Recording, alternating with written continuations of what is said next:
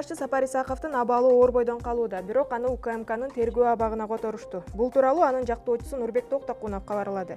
Юристтин айтымында мунун баары соттук процессти ылдамдатуу жана өкүм чыгаруу үчүн жасалууда. Сапар Исаков чынында эле ооруп жатат. Ал отурганда дагы кыйналууда. Мындан улам дарыгердин көзөмөлүнө муктаж, деди ал. Эске салсак, Сапар Исаков ооруканага 16 августта келип түшкөн. Ага омуртка артериясынын синдрому деген диагноз коюлган.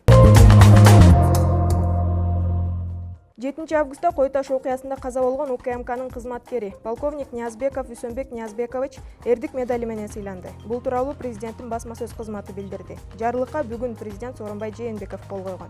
Эске салсак, УКМКнын атайын кызматы 7 августта Алмазбек Атамбаевди Кой Таштагы үйүн басып алууга аракет кылган. Бирок операция ийгиликсиз болгон. Башаламандык маалында бир топ адам жабыркап, Альфанын кызматкери октон каза тапкан. 8 августта атай операцияны ИИМдин атайы бөлүмчөсү колго алган. Жыйынтыгында мурунку президент багынып берген. Ал УКМКнын тергөө абагына 26 октябрга чейин камакка алынган.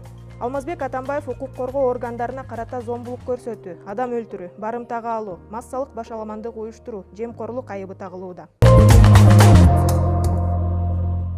Ленин райондук сотунда мурунку мэрлер Кубанычбек Кулматов менен Албек Ибраимовго карата кылмыш иши боюнча соттук процесс уланууда. Сот Кубанычбек Касымбековдун төрагалыгы алдында өтүүдө.